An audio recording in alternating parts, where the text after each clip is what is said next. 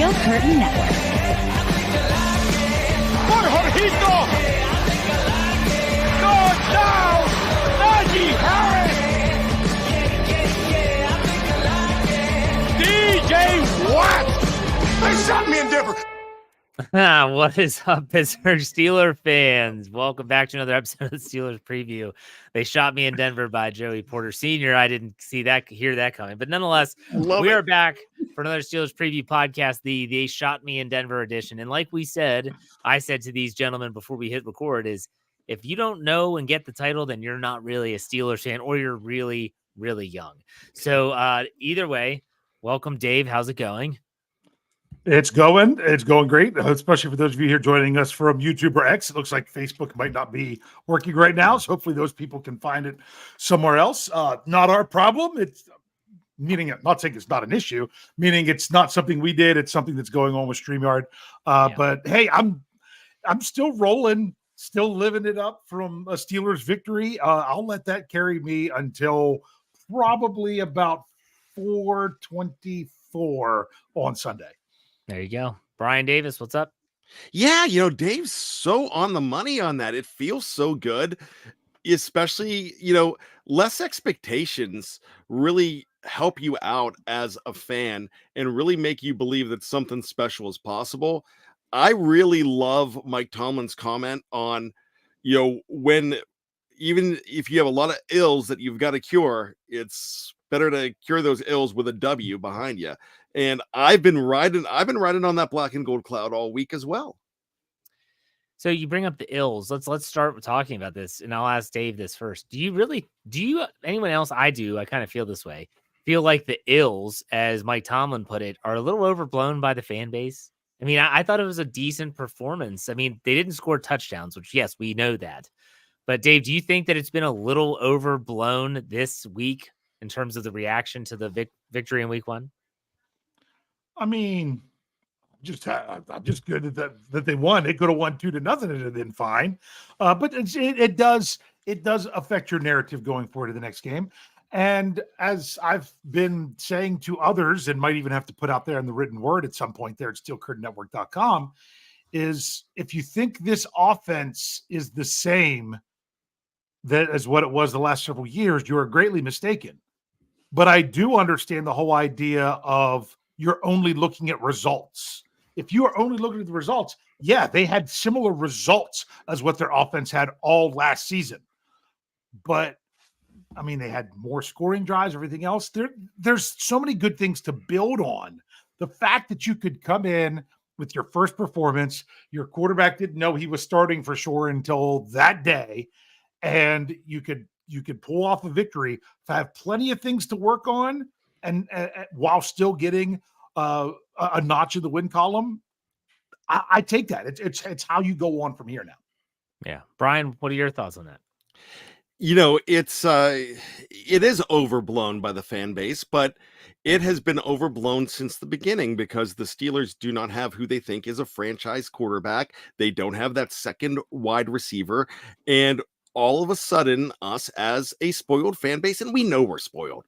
We expect greatness. And when you've had greatness all those years, 9-8 is, you don't know how much other fan bases want that. I was just on a Denver show just 2 hours ago, and they're telling me that 9-8 would be amazing, and having a guy like Mike Tomlin, they would take in a heartbeat.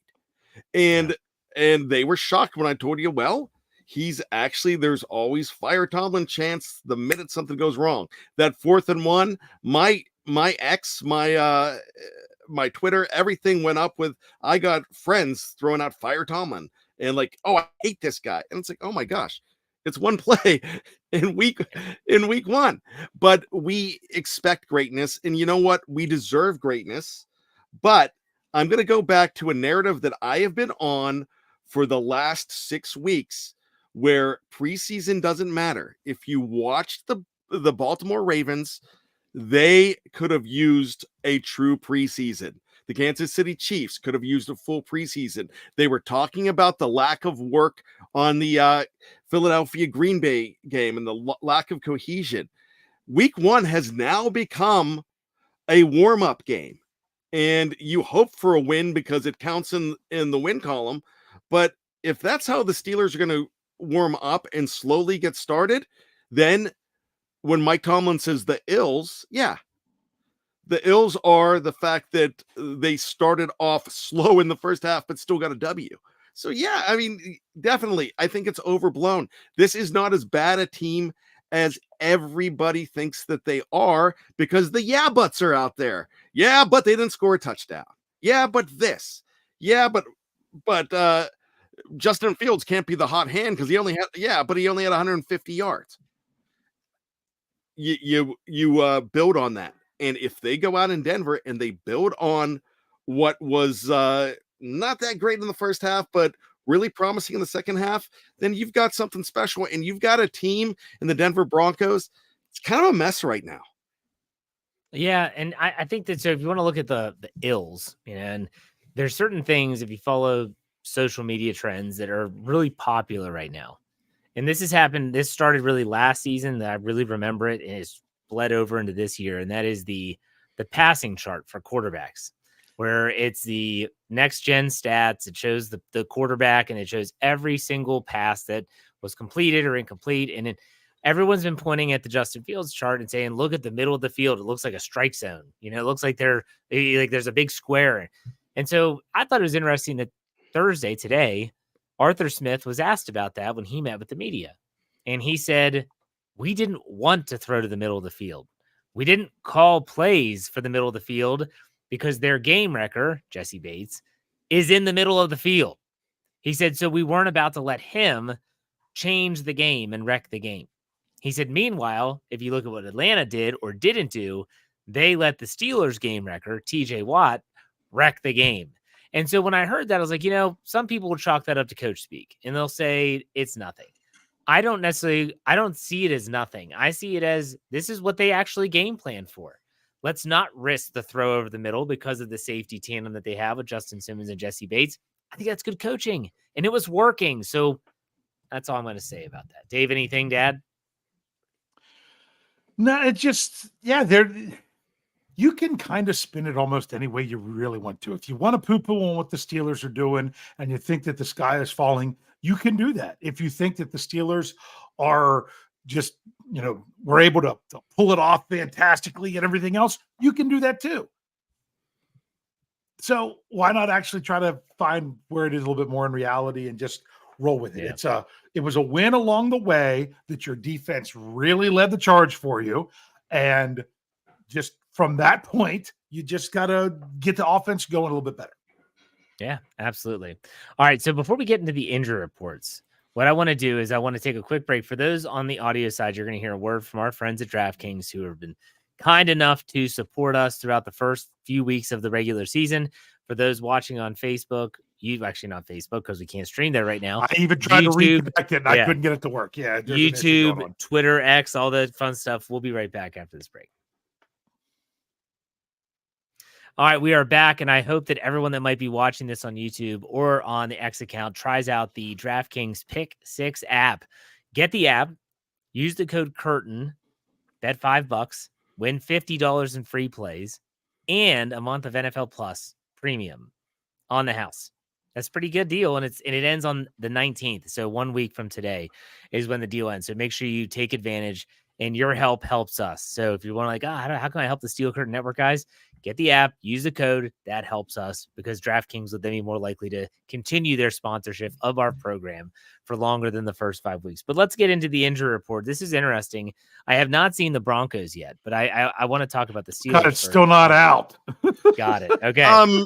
You know what? Actually, yesterday's though showed something very big. Yeah. We'll get there. We'll get to it. Let's start with the Steelers. Dave, you have the injury report as always. Go ahead and read off the Steelers.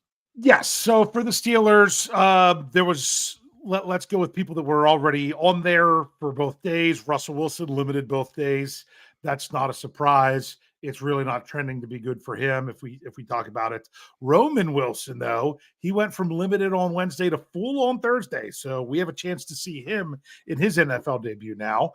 Darius Rush was still limited as he's working through the concussion protocol. That's not what would have been concerning is if he would have gone backwards. But the question is, can he actually get through it in time? Dan Moore Jr. went from not participating on Wednesday. He was back full on Thursday.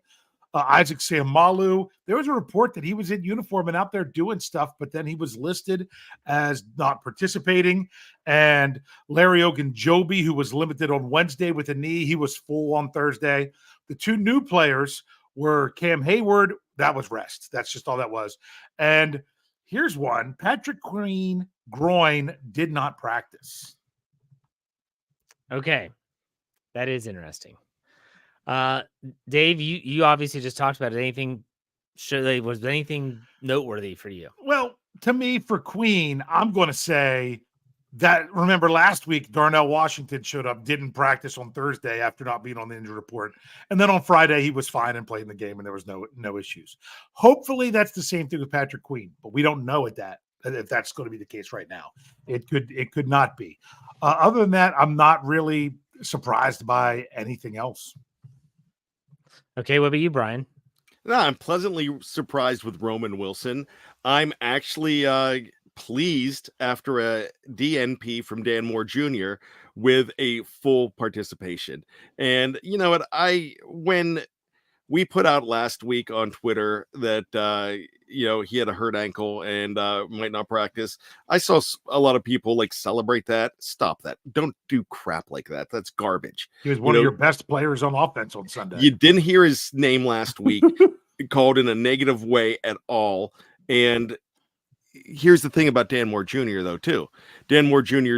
he knows he's playing for his football life, because the minute that young combo of Fautanu and Jones gets out there, then he is, and it goes well, he's relegated to a backup. So he's going to do everything he can. But again, we take for granted that he's not a superstar there, and we just want to downplay it as he's complete trash and garbage, which the man is not. Give the man some credit and be glad you had him in the lineup last week. The Pat Queen thing, yeah, I mean, that could be something that we need to keep an eye on, but maybe it's just a little tweak that there's not to be concerned about, like the Washington thing, like Dave brought up. Yeah, and that's what I keep telling myself about last week and Darnell Washington. And I do think there's a difference between a knee and a groin injury, any type of groin. But again, he didn't practice, so it wasn't like he was limited or he left practice, which I heard. Mm-hmm. I read that he did not practice. So maybe he showed up, hey, it's a little tight. All right, take the day. We'll put you down as a groin. But we'll see. I am excited if Roman Wilson actually gets on the football field. I just want to see what the guy can do, because we haven't seen him at all. The first padded practice, it was Corey Trice-esque, except it wasn't a season-ending injury. So, all right. This is good. Dave, what do you know about Denver so far? Yeah, what do you got about Denver? I have the report. Oh, I do too. What, okay. Today's? Yeah, Thursdays. Because the Steelers still haven't updated it to where they have it. Well, the Broncos.com have, and I have it in front of me. Okay. If you want it. Sure. All right. Are we done with the pissing contest? Yeah, I mean, I get it from the Steelers, and the Steelers still haven't changed their stuff. I know I'm stepping on Dave's lawn, and I apologize. Garrett Bowles, limited practice today after a DNP yesterday. That's a big deal for them. Oh, go ahead. I'll tell you why when you're done. Just tell me why now. What? No, I gotta verify it. Keep going. Okay. Josh Reynolds, limited practice after a DNP yesterday as well, the wide receiver with Achilles. So limited practice for him as well. Devon Vele, ribs, not practice either day. He is a wide receiver. Luke Wattenberg, the center, limited practice after a DNP yesterday as well. And Jonah Ellis has gone from an LP to an FP with a full practice today. Dave, what did you want to add? It just goes to show the kind of stuff that we get from the Steelers sometime. They don't have Thursday's injury report. It still says TBA on their website, but Wednesday's statuses are changed to what they are now for Thursday. They just changed Wednesday rather than actually add Thursday. It's the cut and paste component, Dave. The cut and paste component completely fell through there. So that's good because now I can finally go update my article to actually include today's report. There you go. All right. Bryan, since you read it off, does anything jump out of players that might be banged up? Yeah, that Garrett Bowles thing is such a huge thing. They need that guy back out there. That is an offensive line that they are concerned about. And if you don't have a guy like Bowles, you're going to have an open door policy, and they're afraid of what TJ Watt and Alex Highsmith can do. And they don't even know about the other guys, as well as like when I was on the Broncos show today, what all the Keanu Bentons and the Landon Roberts, what those guys can do. So they just hear about TJ Watt and they're afraid for Bo Nix's life already. What about you, Dave? Anything jump off the screen? Yeah, I mean, you gotta look at what they were dealing with. Well, they already lost because it was originally 5 players that was reported, but then they already lost their rookie running back. I can't remember his name. They put him on IR, so he ended up not on the injury report. So of the 4 that were on there, not counting the outside linebacker who was limited yesterday, not full, the ones that didn't practice on Wednesday, you're talking starting left tackle, starting center, and number 2 and number 3 wide receiver. I mean, that's pretty significant. So, and even Vele, who didn't practice today, he actually led the Broncos in receiving in their first game.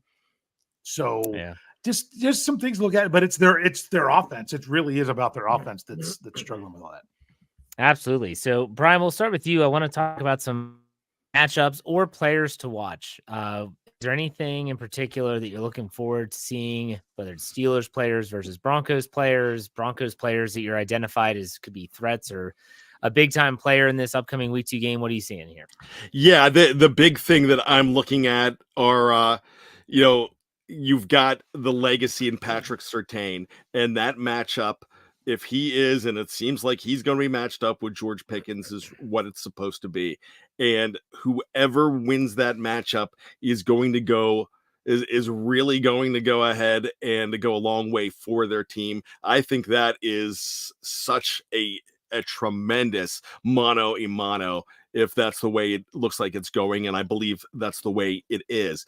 The other guys to look at are, I kind of just alluded to it, the entire Broncos offensive line, and then the whole defense, the front 7 for the Pittsburgh Steelers, who could really wreck them. And then I like the way the Steelers running backs match up with this team as well. Okay. What about you, Dave? Anything that you're looking forward to seeing? The Pittsburgh Steelers defense against a first-year quarterback. Yeah, you're right. I mean, last year but CJ Stroud was not your typical first-year quarterback. We saw what he brought, but usually that's not a good recipe for success for others whenever they're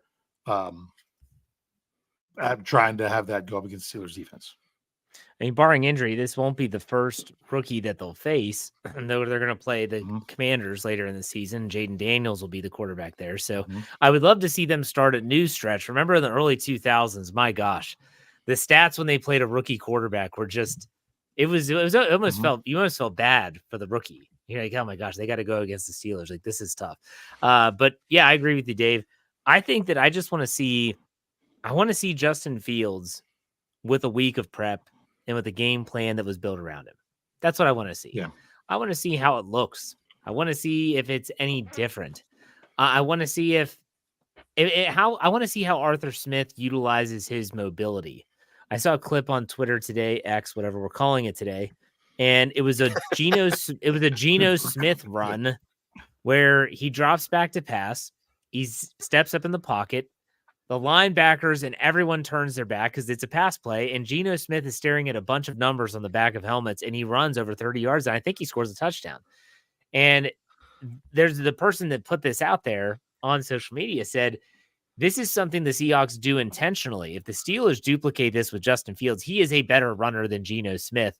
They could actually have a lot of success with Justin Fields against those linebackers because according to Tim Lynch, who I had on my behind enemy line segment for Let's Ride Tomorrow Friday, he said that's the weakness of this defense is the linebackers. He said, the tight end, he goes, if Russell Wilson was the quarterback, even if Justin Fields can get Pat Freiermuth over the middle, he could have a big game because their linebackers are their weakness. That's his words, not mine.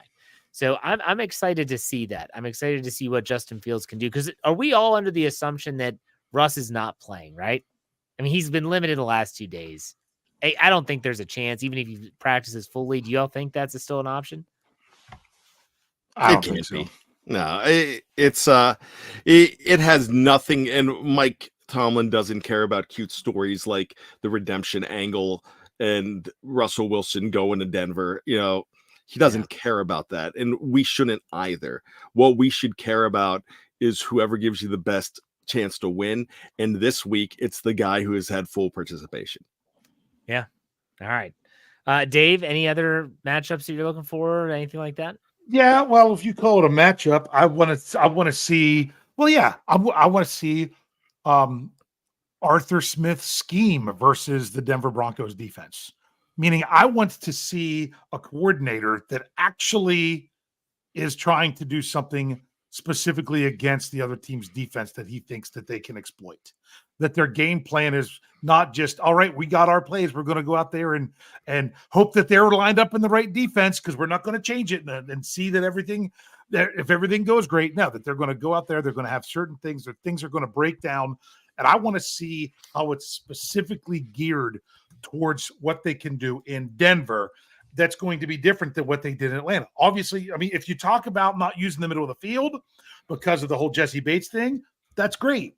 If it doesn't look the same this week, because that's somewhere that you're going to want to exploit. So I just want to see that it actually changes from week to week and opponent to opponent. All right, Bryan, any other things you're looking forward to seeing? No, I am just looking for them to play hard and go in and not worry about being. Tomlin dropped that 3 times in the press conference on Tuesday, right? Yeah, I did hear it. Okay. I listened to it live.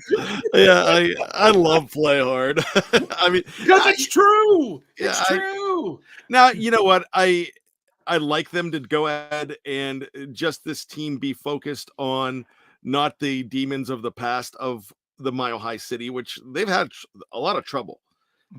One of their worst, the toughest AFC team in the history of the Pittsburgh Steelers to face is the Denver Broncos. And it's even tougher when they're in Denver. And I would love for them to just go out and not even worry about that. And I don't think they care about it. They shot me in Denver. Yes, and we definitely don't want that. But they don't look at history. They don't even know about that stuff. Yeah. All right. So we're going to take a quick break and we're going to hear a word from our sponsors for those on the audio side. For those that are watching live in any platform, we're not going anywhere. We'll be right back after this break.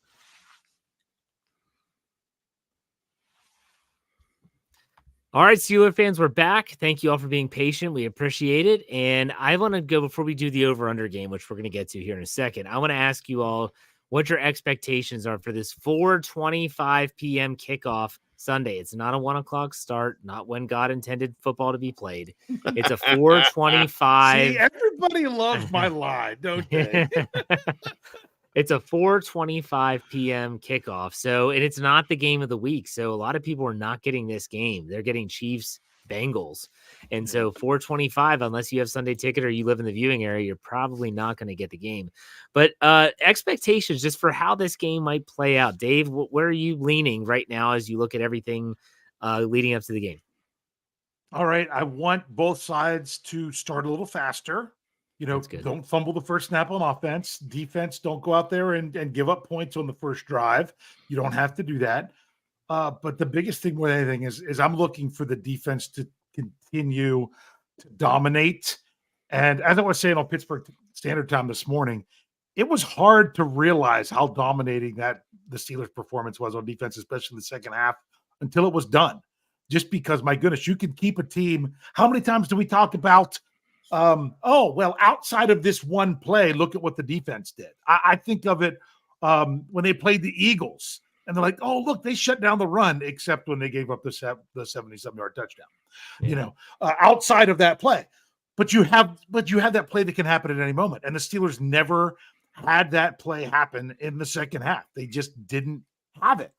So continue that. I'm looking for the defense to continue to go out there, wreak havoc, confuse a young quarterback, give him something he hasn't seen. I don't expect it to be the same. I expect them to blitz this time. And I want to see the Steelers put the pressure on right away and have the offense go out there, put points on the board. Let's get ones. Let's get some straighter numbers this time. Let's put up a 7. Would be really nice. Doesn't have to be the first drive, but that would be even better. And start a little bit faster and just continue what you were doing in the second half of Atlanta, basically on both sides of the ball. Just continue that on right into this week. And I really have to say this. Offense, it's even more important this week to have some decent time of possession like you did last week because of keeping the defense from getting gassed in the high altitude. That's a good one. Good point. Very good. Bryan, what's your expectations for this game?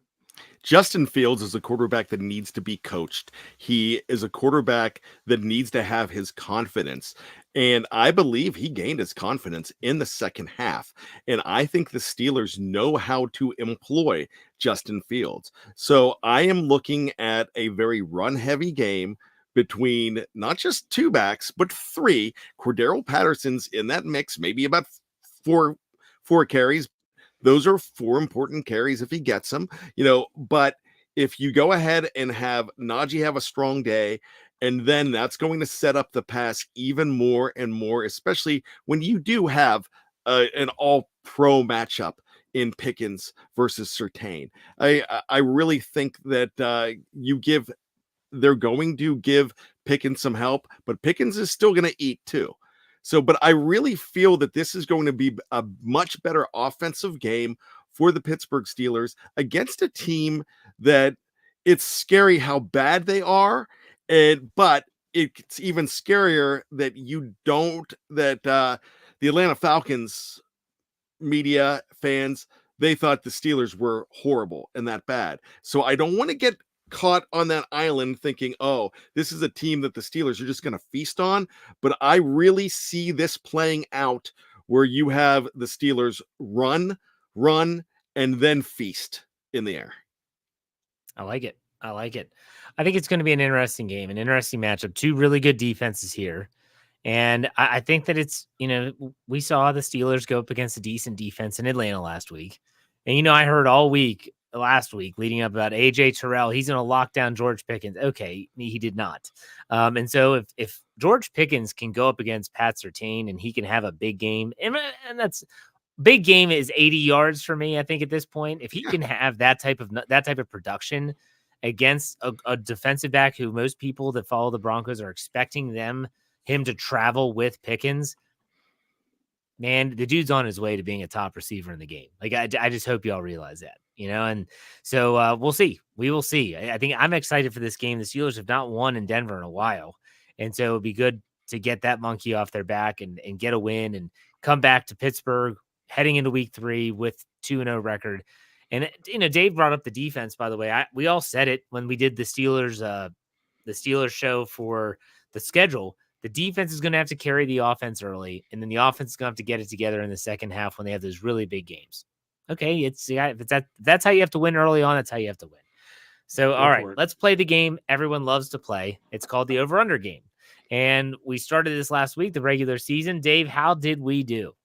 Well, I just decided since I was so dominant last season that I'm going to give you guys a little bit of a chance to get going early on because, I only had 2 right, but I'm not that far behind Bryan, who had 3 right, where Jeff got 5 out of 6. That's right. The only one Jeff got wrong was the one that we all agreed on. Was that sacks? No, Fairmouth targets. Oh, we all how many did over a 5.5? He only had 4. Dang, that's a good line though. Other than that, Jeff, you got them all. With between Najee Harris. Come on. What the good line was the Najee Harris rushing yards. You put it at 72.5 and he had 70. Yeah. That's right there. So interesting stuff. If they honestly, if they convert that, I say if they convert the 4th down, he probably gets a few more yards. But then again, And he, oh, well, there you go. Didn't he lose 3 yards on his last carry? Who? Najee Harris? I don't know. Was that his last carry? Did he? I know he lost 3 yards. That on would the, be on the interesting. That would be Yeah, interesting. Wow. one. He did lose 3 yards at one point there. So, Okay. which was right. the difference of the over/under. So, yeah, All really right, good, so- really close. Jeff, nice job. Thank you. And we're not doing the score prediction as a part of that. This is just for the 6 No, categories I do every That's week. just the 6 categories. So, Dave, are you ready to write? Because score prediction, I was closest on that one by far because I was 17-13. Right. And we all picked that. And I was the only one who took the under. So I would have got an extra point there, but we're not counting. Right. Are you ready to write, Dave? You're welcome. Yes. Okay. First category is, or first over under, Pittsburgh Steelers defensive sacks. Okay. So this is the Steelers sacking a Broncos quarterback. I'm setting the line at 3.5. Dave, over under. Oh, you make me go first? Let Bryan go sorry, so I can I'm sorry. finish writing this down. Yeah. Bryan, go ahead. I'm going over. I think it's a feast week. Okay. Dave? Ooh, 3.5. You know what? I'm going to go with 4 this week, just because I mean, they basically had 4 last week. If you count the ones that should have counted, or not should have counted, the one that was obviously a hands to the face, but what woulda, coulda, shoulda. So maybe the defense gets home a little bit more, because I think they'll send some blitzes. I'm going to go over as well. I think 4. I think 4 is the number. Book the under, everybody, because we all agree. All right, let's stick with Pat Freiermuth. This time, yards receiving. Pat Freiermuth, yards receiving. I have that line at 42.5. Now, he only had, 27, I think, last week? 27, because if he would have got over 40, he would have won me $135. Yeah. So, Bryan, over under. Well, go West. The number again, Jeff? 42.5. Thank you. I'm the, it's funny. My wife introduced the movie Pretty Woman to my daughter last week, and there's Go West, the king of wishful thinking. So I had to tell the Dave Schofield story about the king of wishful thinking, but I really feel like I'm the king of wishful thinking this week. Actually, I think I'm the king of intelligent thinking. I just think this is going to be a game where if you did have some ills, and I think Pat Freiermuth not being able to go over the middle because of design and the Jesse Bates, I don't think you have that this week. So I think this is Pat Freiermuth's coming out party. Book him. Dave? So I'm thinking Over. that means over. Yes. Pretty much everything Bryan said was exactly what I was thinking. So that's why I also took the over. We're going to do the Go West thing? No, not the Go West thing. Okay. I was saying that for later. I was thinking the over too, but I'm not thinking by much, because honestly, I think it's going to be around 45, 46 yards. I'm with you. Yeah. All right, let's go. I'm not adding them on my parlay anymore, because that's twice now. In 2 years that's happened. Third All right, time's a let's charm, go baby. to Pittsburgh Steelers defensive takeaways. So this is them creating turnovers. I have that line at 1.5. Bryan, over under. I'm good with 2 on that. So I'm actually the over king this week. Yeah, because I can see a guy like Bo Nix get stripped. There's going to be more stripping here than at the Beehive. Oh, come on. I was just getting ready to use that. You're taking all my. You make me go first, Dave. Well, that's because I'm still writing. I was going to be like, yeah. When people are going to think Bo Nix is working at the Beehive as much as he's going to get stripped. Hey, no, this sucks. I can't make up any ground on anyone if we keep agreeing. But I'm going. Yeah. I'm going over on that one. What would have been, honestly, if you'd have set that at 2.5, that would have been tough. Yeah. But no, with 1.5, I'm going over. I'm going under if it's 2.5. Yeah, I was thinking 2. So I'll take the over as well. Let's go to the next one. This is going to be interesting. Pittsburgh Steelers turnovers. They did not turn the ball over last week at all. So I have the line at 0.5. So it's really a yay or nay, and over under. Bryan, what do you think? I'm good with the over on that too. I just think it's inevitable. Okay. Dave? Yeah, I already wrote mine down before he said it, that I'm taking the over on that one. It would be great if they didn't, but I would just say even just 1 turnover in 2 games, if you're averaging, that would be, if you're having 16 turnovers not 16 turnovers. What am I saying? 17, 9 turnovers on the season, one every other game. That would be great. I mean, even 16 turnovers, 17 turnovers, one a game would be really good. So to think that you're going to go a couple in a row, you can do it, but just statistically, I'm going to go that they're going to have one. Okay, I'm going under. I don't think they do. So I we'll see how that goes. All right, next one. George Pickens receiving yards, 62.5. Bryan, over under. Wow. Dave, yell at me because I'm inclined to go over on this one too. I'm feeling the over. I don't care if Patrick Surtain's there. I think he is the focal point here, and I think there's gonna be one of 40 plus yards. So with that being said, even if he catches 3 balls, I think one of them is gonna be a big boy. Okay, Dave. See, because not only is Bryan taking my choices, he's also taking my explanations, because I think he's right. I don't know that Pickens will have as many receptions as last week, but all he needs is that one big significant chunk one that I see is possible of what the Steelers could do. So that's why I'm going to take the over again. All right, and then I'm going to take the over as well. And if he has a good game this week, this line's going to go up significantly if I use it again. So we'll see. It's Pat Surtain. He's a good corner. I think maybe only second to Sauce Gardner in terms of like high profile cornerbacks in the NFL, and Joey Porter Jr. All right, let's finish this up with Chris Boswell field goals on the game. These are field goals made. So an attempted that's missed would not count. These are field goals made. Chris Boswell field goals 2.5. Bryan, over under. One of the reasons Dave and I are thinking alike is because I've learned so much from him since 2018. I was inclined. I was hoping you would have 3.5 for something like this. I think you're giving me a gimme to take the over. If you would have won 3.5, I would actually went under. I can't go under with what we saw from this offense that put up 6. Could have had 7 field goals if they go for it. If they don't go for it on 4th and 1. So my gosh, I never do this, Jeff, because I think you're brilliant when it comes to this, but that's one of your worst lines. 2.5's not a good line. I got to go over. Okay. Dave? I think it's a good line. I'm going under. So am I. Well, then I think they're gonna score touchdowns. I don't think they're gonna kick a lot of people. What was it last week that you thought it was a slam dunk and we both disagreed? Which one was that? Me?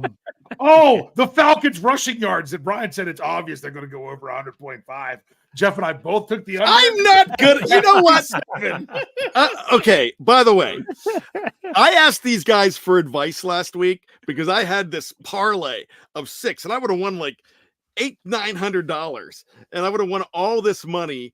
And I was like, oh my gosh, all these are slam dunks. I would have got the one I was afraid of was the Steelers on the money line. So that's the one that scared me the most. And that's the one that I took. And that's the only one I got right. The other ones that were slam dunks, I got them all wrong. I had them punting. They traditionally punt on the first play of the game and the first drive of the game. They did not punt. I mean, like I would have lost everything. Guess what? I forgot to put the bet in. So thank goodness. But these guys are like, Bryan, you're crazy. And like, I listened to them a little bit and I thought about it. Then I'm trying to put it in. I couldn't get it in. So I'm not good at this. So I'm lucky I got 3 right last week. All right. There you have our over under for the week. And this always bleeds right into our predictions. So some of these over-unders are obviously going to be tied to our predictions. So, Bryan, how do you see the game going? What is your score prediction? Wait, do we want the line? Oh, I'll give you the line. Yeah. Steelers I've got it for according to DraftKings, yeah. Steelers are giving 2.5 points on the road. The money line has Steelers minus 148 with an over-under of 36.5. I like the money line here, guys. I like the Steelers winning outright. I hope I'm not getting too cocky after last week's win where they did not score a touchdown, but I could see them scoring more. You know what? You guys might be right, because if my score is 27 to whatever, 27 to 17, which I kind of like. I'll go 27-17 in this game. That would mean they're probably scoring three touchdowns and only 2 field goals. 2 field goals. So maybe I should go. I can't go back on that, so I can go back on my score. I'm gonna stick with my 3 field goals. I'm going to say that this final score is going to be 30-20.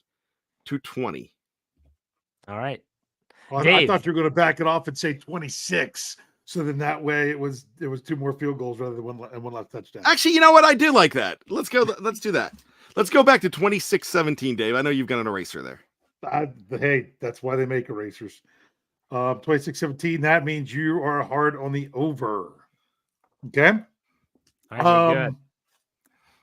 My thing is, I could even see. I technically have the Steelers having less scoring drives than they did last week because I have them scoring more touchdowns and more points.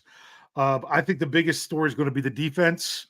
With everything, I've got the Steelers winning this one 24-12, which puts that at the under. Oh, 24-12. Interesting. Like those weird numbers. I like the Steelers, obviously, on the money line. I think you can spot the points, and that's fine too. And I like the over here. I think the Steelers win this game 24-17. And that might seem like, wow, that's a 1-score game. I don't think that might be as indicative of the final. You ever have those games where it might be 21-10 or 24-10, and it's the 4th quarter and the game's out of reach, and the Broncos might score a touchdown, and everyone's like, oh, it's a 1-score game, but it's essentially over. It's not yet. So I have the Steelers 24-17. So I like the over, and I like the Steelers on the money line. So, all right, let's do some trivia. Bryan, well, hold on. That touchdown at the very end to make it seem closer than what it was. That reminds me of the last playoff game I saw in person, the 45-42. Yeah, they scored at the very end to bring it to that. So yeah, absolutely. And if they did that, boy, what a backdoor cover in terms of the over under there if that happened. Because if it was 24-10, you'd be under, and then they scored. But anyways, that's neither here nor there. Bryan, what's your trivia? All right, I have 3 really quick ones. So the first one is this: the longest winning streak for the Pittsburgh Steelers over the Denver Broncos in this series happened in the glory years of the 1970s.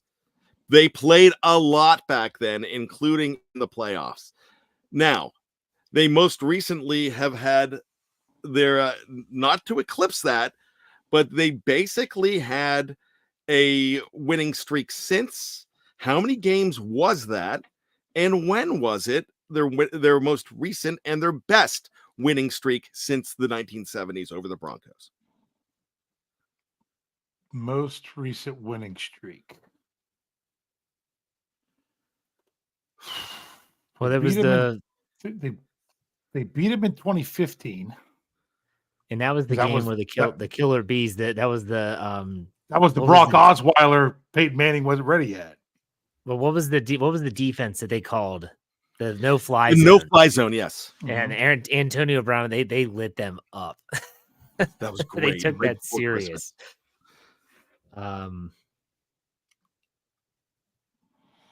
Was it around that time, 2015? Did they win a couple after that? I know they beat him in 2020. So I'm trying to think about any of them that are in between there. Have they had more than a 2-game win streak since the 70s? No. I was going to say I don't know that they would have. So I'm trying to think of when they beat when they beat the Broncos in back-to-back. Yeah. I'm going to say they did it as part of the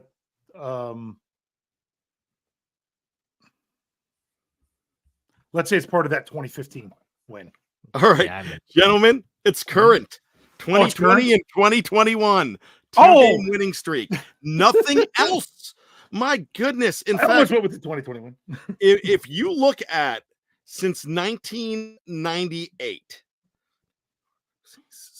8 and 5. That's it. And one of them's a playoff game. So if you look at regular season, it's 7 and 4. It has not been that good for the Pittsburgh Steelers against the Denver Broncos. They have only put together 2 straight wins. That winning streak in the glory years of the 70s was only 3 straight wins. That's it.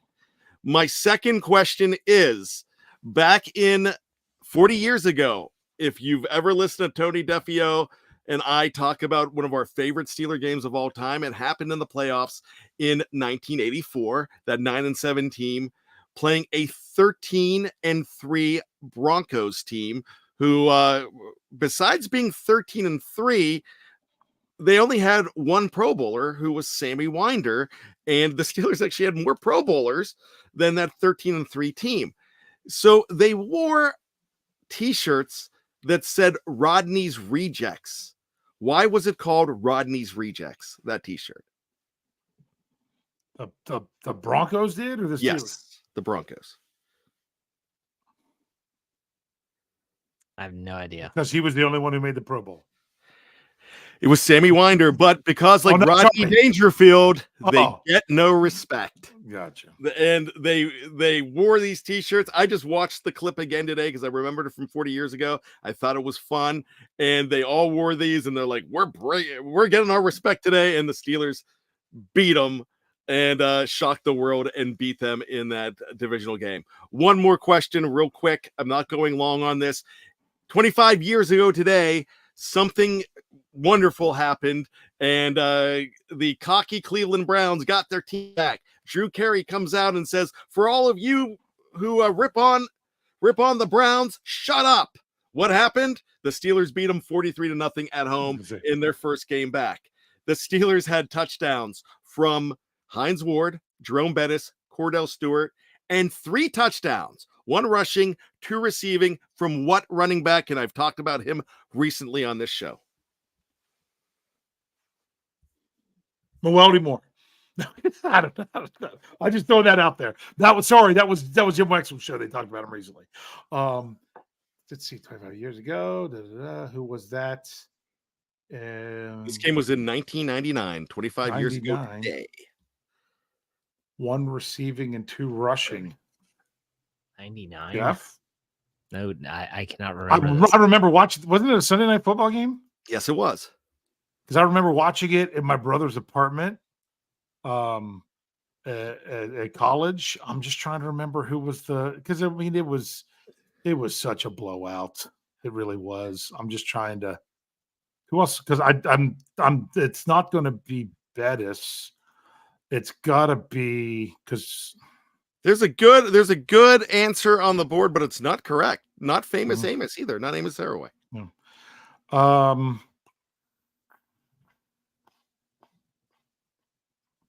Who was it, Bryan? I got it. I'm thinking. Who was it? Oh, number 33. I remember Bryan. What's his last name? He's number 33. Right? I'm trying, Jeff. Jeff. About his number. Let's try to wrap it up. I'm trying, Jeff. Huntley. Who? Richard Huntley? Yeah, you guys will never remember Richard Huntley. I will always remind you of Richard Huntley. When you said you talked about him recently, that's what made me actually remember that. There we go, boys. There you go. All right, Dave, go ahead. Okay, mine. We'll see how we can do here with this one. Hopefully, my version of saying short. I didn't claim that like Bryan did. I'm going with where Bryan talked about. Oh, you have to worry about 3 rushers in Najee Harris, Jalen Warren, and Cordell Patterson. That's not who I thought you were going to list. I thought you were going to list Justin Fields. Yeah. Because Justin Fields rushed for 57 yards in the Steelers' opening game. Who's the last quarterback on the Steelers to rush for more than that? And when was it? I'm going to say it was Dennis Dixon. Is that right or wrong? You know what? I know this is probably ill-advised. I'll throw out Ben. All right. It's not Dennis Dixon. Because I even have a list of all the quarterbacks who rushed for more than 50 yards in a game for the Steelers. Dennis Dixon did not. Ben Roethlisberger had 1 career game where he rushed for over 50 yards, but it was not 57. He only had 55. Okay. That Wow. was against Oakland in 2011. If you remember, he had a 31-yard run, and they gave him all 31 yards, but then they had to take 10 yards off of it for a Hines Ward hold. He had a 16-yard touchdown in that game as well. So, but all that, Ben only had one game in which he rushed for more than 50 yards. This includes playoffs as well. So it was not Ben Roethlisberger. Cordell's an easy answer, so it can't be Cordell. You do have to go all the way back to Cordell Stewart's. Wow. When was the last game the Steelers had more than 57 yards rushing by a quarterback? And it was Cordell. And it was Cordell. That's crazy. How about that? It was in 2002, the 1st of December, week 13 in Jacksonville. He rushed for 84 yards. And that was also Jeff Reed's first game where he had a lot of field goals. That was the debut of Jeff Skippy Reed. Yeah, because here's what's crazy. The Steelers only have, now I'm not sure how far this goes, but I think this only goes back to 1950, where they actually did quarterbacks, where they actually looked at their positions and everything. They only have 30 games in which a quarterback rushed for 100 yards. I'm not 100 yards, sorry, for 50 yards. They only have 30 games. And out of those 30 games, let me see. Let me count them up here real quick. 18 of them were Cordell Stewart. Look, I'm not trying to extend this. Has Cordell's had over 100 yards rushing in a game? Yes, correct? he has the record. Carolina, I'm sure, against Carolina. Against Carolina, he had 102 in 96. One of them was an 80-yarder. But that was not his most. He had 103 in Cincinnati in 1998 in week 6, but it was in the 25-20 loss. He had 103 yards on 7 carries. But yeah, he had 18. Ben only had 1. Kenny Pickett had 1 in there. That was against New Orleans. I was there. I didn't realize he rushed for 51 yards. Justin Fields now has 1. So if you're going back, you've got Mark Malone with 1, Cliff Stout with 3, Terry Bradshaw with 2, Terry Hanratty with 1, Bobby Lane with 1, and Ted Marchibroda with 1. That's all the games of Steelers quarterbacks rushing for 50 yards or more. So we might get a good bit of those this year, perhaps. We'll have to see. Absolutely. All right, good stuff. As always, Bryan, final thoughts. Isn't it refreshing? Jeff brought this up at the beginning of this show, and I thought about it even more and more.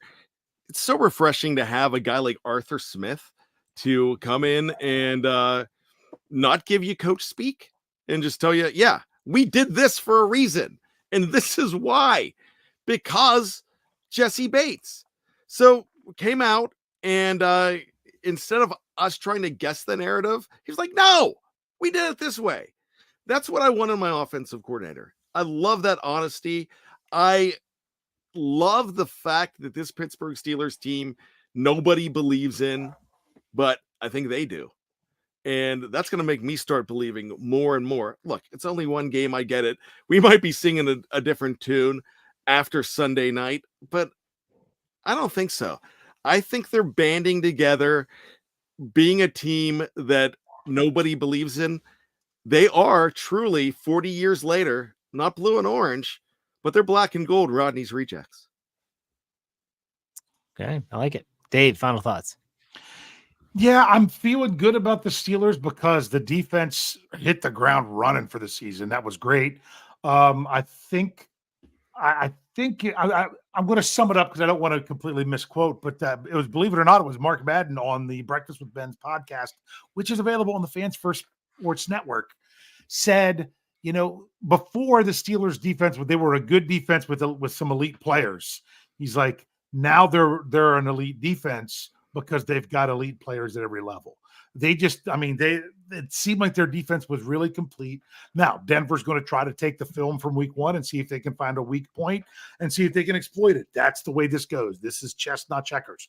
But Steelers fans, be excited, but you can be confident but not cocky just remember the last 2 times the Steelers won in week 1, it was not good in week 2, and they were both at home. You don't want to remember, hey, after they got the win in Buffalo, and then they turned around and lost at home against the Raiders. They got the win in Cincinnati, then they turned around and lost at home against the Patriots. So you got to keep it down. You got to keep the accelerator to the floor. Keep this rolling defense and offense. Play enough complementary football to get out of there with the win, because you have to remember you don't want to stay too long because They shot me in Denver. Very good. All right, so make sure you check out SteelCurtainNetwork.com for all your Pittsburgh Steelers needs. We hope that it's one of your stops. We know everyone has their websites that they love to check, and we're hoping that SteelCurtainNetwork.com is one of those on your daily rotation. Also, make sure you check out all of our podcasts. In case you're watching this on YouTube and you didn't know we have other shows other than what's on YouTube, you can check out things like the Here We Go Steelers show with Bryan and Coach KT Smith every single Monday, Bad Language, Dave's Pittsburgh Standard Time, which you heard this morning, Thursday morning, my Let's Ride podcast every Monday, Wednesday, Friday. You can catch all that wherever you get your podcast by searching Steelers. But that does it for another Steelers preview. We'll be back on the post-game show. Dave, why don't you send us out? hey. We'll see you next week on another Steelers preview. Take it easy.